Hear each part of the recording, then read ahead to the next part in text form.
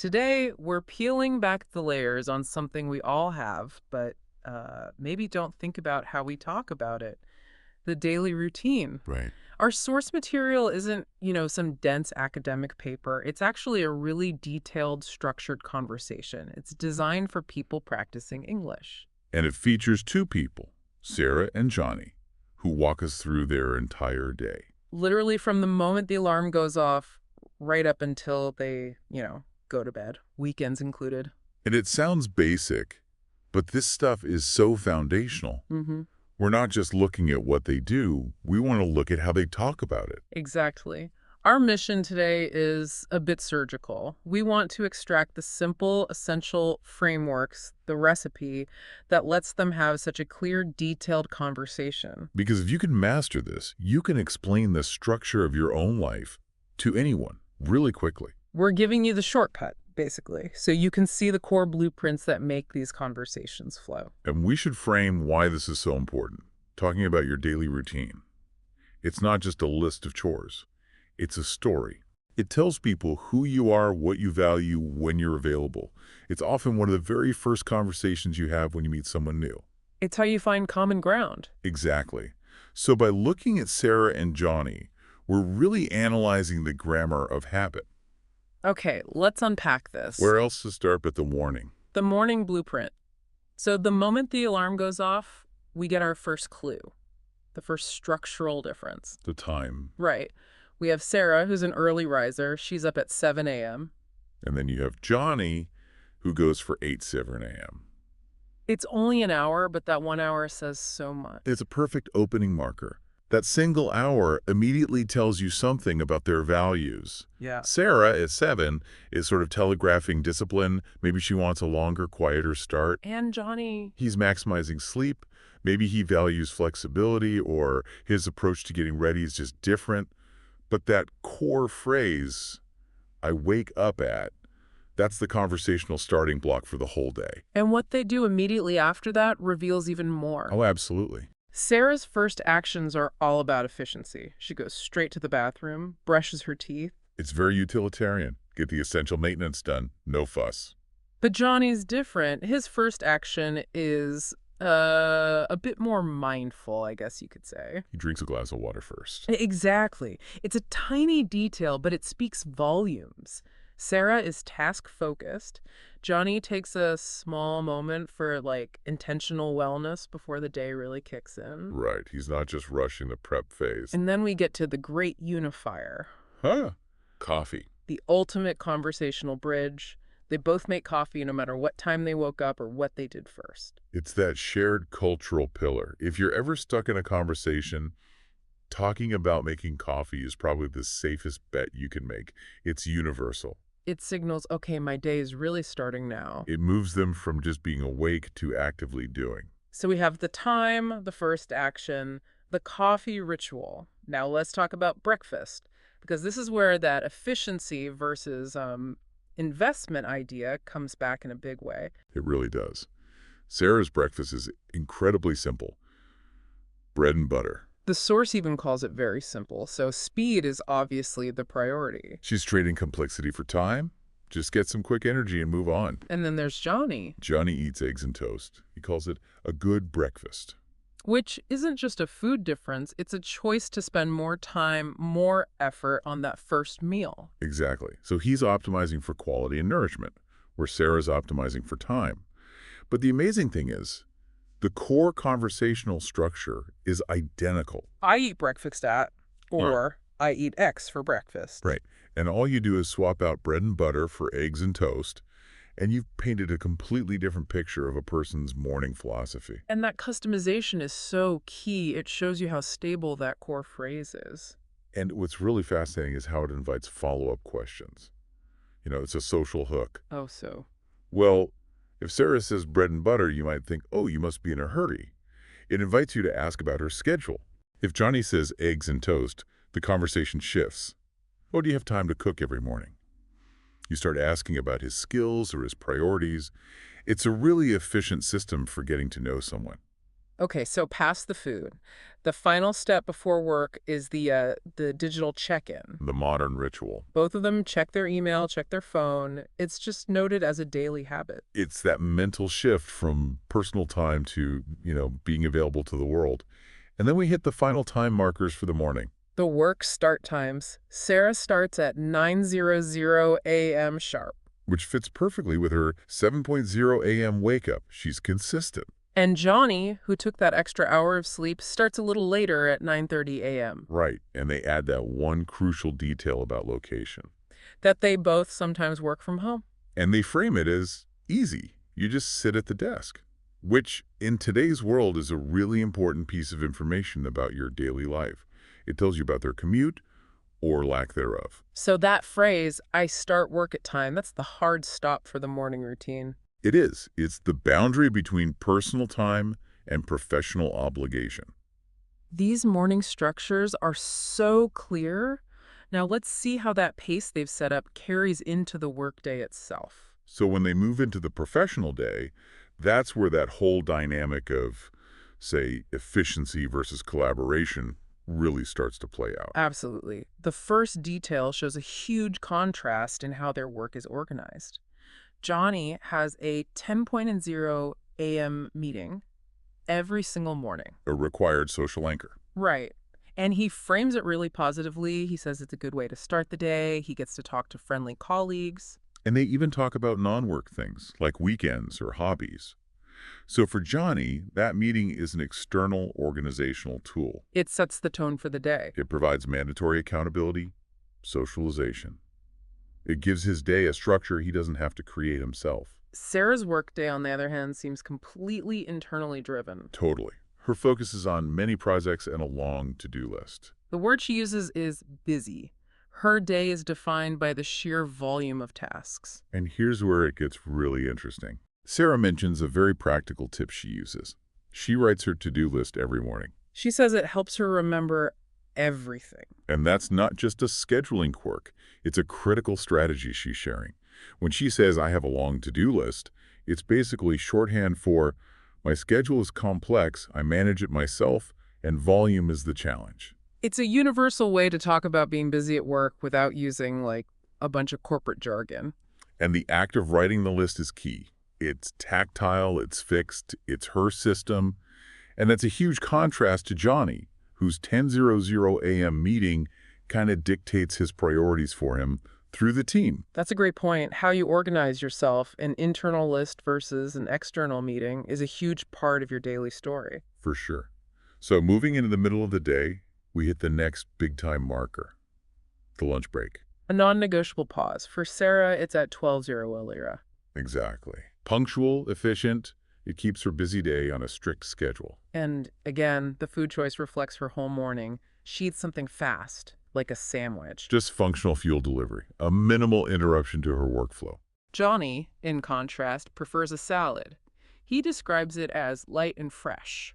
So while speed is probably still a factor, that word fresh suggests he's also thinking about quality, maybe even enjoyment, not just speed. But the core idea is that lunch is a necessary break. That's the key phrase. That's it.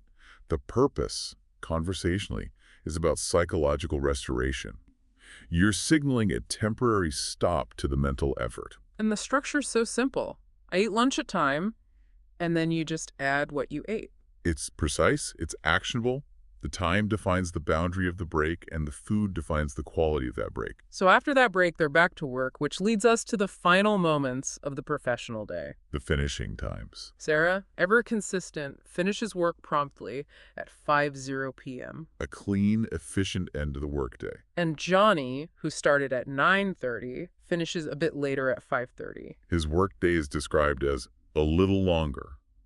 And that half-hour difference, 5:00 versus 5:30, that's the hard boundary. That's the line between professional life and personal life.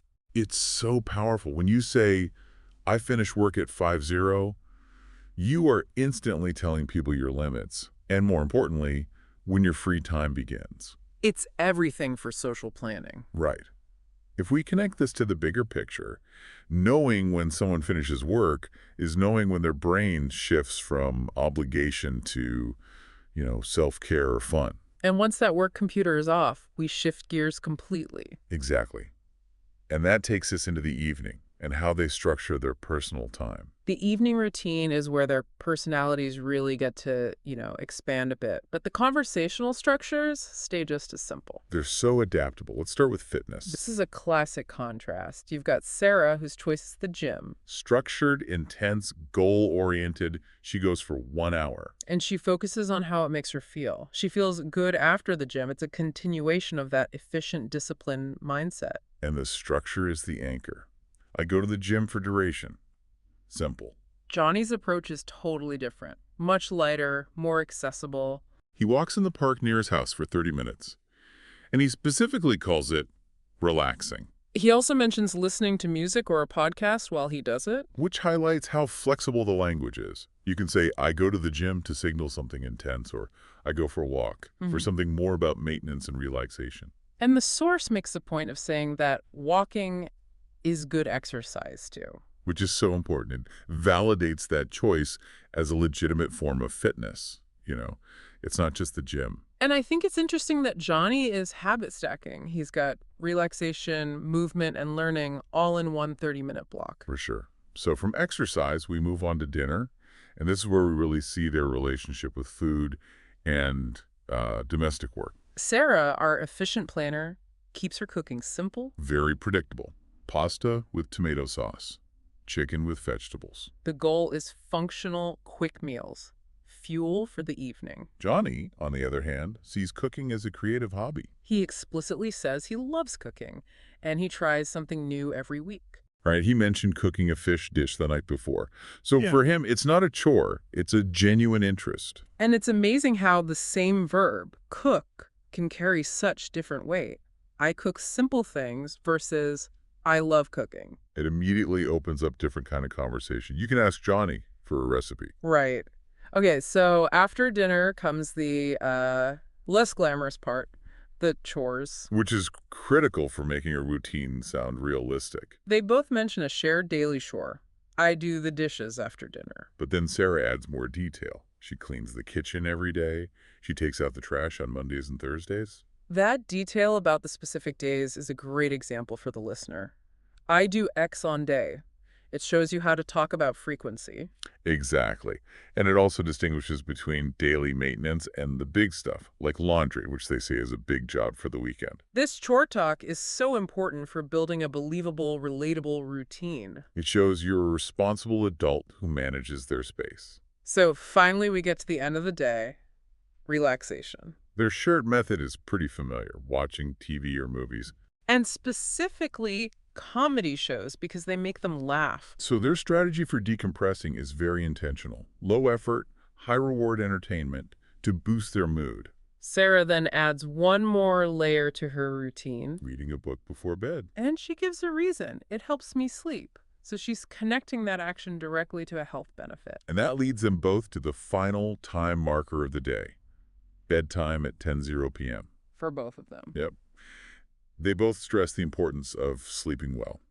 That 10:00 p.m. deadline provides a really clear, disciplined end to the day. We should also be sure to mention their specific hobbies because those are great conversation starters. Definitely. Johnny plays the guitar for 20 minutes every day. And Sarah likes to draw in her sketchbook in the evening. These little structured pockets of joy are so important. They aren't work, they aren't chores, they are pure personal interest. And the structure is so simple. I play the guitar for 20 minutes. I draw in my sketchbook. It lets you pivot the conversation from necessity to passion. Right. So we've covered the whole workday, from start to finish. But what happens when that entire structure gets thrown out? Like on the weekend, how does the language adapt then? The weekend is the ultimate stress test for this conversational recipe, and it shows you just how resilient these simple structures are.